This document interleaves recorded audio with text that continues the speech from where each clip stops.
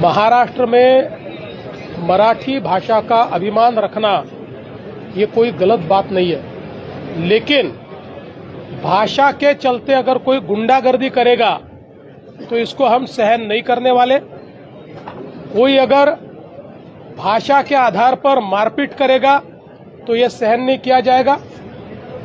जिस प्रकार की घटना हुई है उसके ऊपर पुलिस ने एफआईआर भी किया और कार्रवाई भी की है, और आगे भी अगर कोई इस प्रकार से भाषा का विवाद करेगा तो उसके ऊपर कानूनन कार्रवाई होगी। हमको हमारी मराठी का अभिमान है, लेकिन भारत की किसी भी भाषा के साथ इस प्रकार से अन्याय नहीं किया जा सकता, ये भी हमको ध्यान में रखना पड़ेगा। और मुझे तो कभी कभी आश्चर्य होता है कि ये लोग अंग्रेजी को गले लगाते हैं और हिंदी के ऊपर विवाद करते हैं। ये कौन सा विचार है और ये किस प्रकार की कार्रवाई है?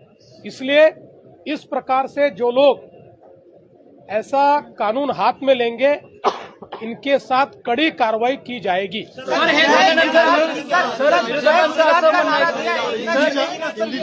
झाल्यानंतर विरोधकांचं असं म्हणणं आहे की हा वाद अमराठी असून हा व्यापाऱ्यांचा वाद आहे असं विरोधक म्हणतात आहे। व्यापाऱ्यांचा वादाचा काय अर्थ आहे? काय व्यापाऱ्यांनी त्या ठिकाणी व्यापार करू नये? एखादा मराठी व्यापारी हा जर आसाममध्ये जाऊन व्यापार करत असेल आणि त्याला जर आसामी भाषा शिकायला वेळ लागला तर काय त्याला आसाममधल्या लोकांनी मारायचं? त्याच्यामुळे हे योग्य नाही आहे। अशा प्रकारे वागणं योग्य नाही। खरा अभिमान असेल ना तर मराठीची सेवा करा, खरा अभिमान असेल मराठी शिकवा, खरा अभिमान असेल क्लासेस चालू करा, खरा अभिमान असेल तर लोकांना मराठी बोलायला प्रवृत्त करा, आणि खरा अभिमान असेल आपल्या मुलांनाही मराठी शिकवा ना, मराठी शाळेत टाका ना। अशा शाळेत का टाकता जिथे मराठी ही तिसरी भाषा आहे? आणि महानगरपालिकेच्या अशा शाळा का सुरू करता की ज्या शाळेमध्ये स्पष्टपणे लिहिलंय मराठी तिसरी भाषा असेल? हे इकडे चालतंय आणि त्या व्यापाऱ्यांना मारताय, हे योग्य नाहीये। केडिया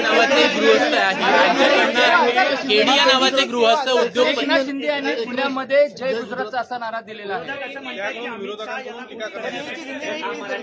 असं आहे, आपल्याला मी आठवण करून देतो, यापूर्वी एकदा चिकोडीला छत्रपती शिवरायांच्या